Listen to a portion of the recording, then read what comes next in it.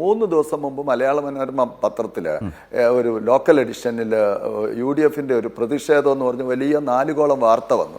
എന്താണെന്ന് വെച്ചാൽ അവിടെ MLA ഫണ്ട് കൊണ്ട് നിർമ്മിക്കുന്ന ഒരു പാലത്തിൻ്റെ നിർമ്മാണ ഉദ്ഘാടനത്തിൽ പഞ്ചായത്ത് പ്രസിഡന്റ് പുതുതായിട്ട് വന്ന ആൾ കോൺഗ്രസിൻ്റെ ആൾ. പക്ഷെ ഞാനത് ഉദ്ഘാടനം ചെയ്തു എന്നുള്ളതല്ലാതെ അവിടെ പ്രാദേശികമായി നമ്മുടെ പ്രവർത്തകരാണ് ഉദ്ഘാടന സമ്മേളനം സംഘടിപ്പിച്ചത്. ഏതോ കാരണവശാൽ അവർ പഞ്ചായത്ത് പ്രസിഡന്റിനെ വിളിച്ചില്ല, അല്ലെങ്കിൽ അവർ അതിനൊക്കെ തോന്നിക്കാണുകയില്ല. കാരണം പഞ്ചായത്ത് പ്രസിഡന്റ് എന്താണ്, പഞ്ചായത്ത് പ്രസിഡന്റിനെ ക്ഷണിച്ചില്ല എന്ന് പറഞ്ഞ് എനിക്കെതിരെ UDF യോഗം കൂടി പ്രമേയം പാസ്സാക്കി. മുണ്ടക്കയത്ത് വെള്ളനാടി വള്ളക്കടവ് പാലത്തിൻ്റെ 3 ദിവസം മുമ്പത്തെ മലയാള മനോരമയിൽ ലോക്കൽ പേജിൽ 4 കോളം വാർത്തയാണ്. ഉദ്ഘാടനത്തിൻ്റെ വാർത്ത 1 കോളാണ് വന്നത്, കഷ്ടിച്ച് 4 കോളം വാർത്ത വന്നു. കോൺഗ്രസ് UDF എനിക്കെതിരെ പ്രതിഷേധിച്ചത്, MLA അവഗണിച്ചു, പഞ്ചായത്ത് പ്രസിഡന്റിനെ ക്ഷണിച്ചില്ല, പ്രതിഷേധിക്കുന്നു. അപ്പോൾ യാഥാർത്ഥ്യങ്ങളൊന്നും കാണാതെ ഈ നാടൻ ഭാഷ പറഞ്ഞ ആടിനെ പട്ടിയാക്കുന്ന പ്രചരണമാണ് നടക്കുന്നത്. അതാണ് ഞാൻ ഈ ഉദാഹരണങ്ങളൊക്കെ ചൂണ്ടിക്കാണിച്ചത്.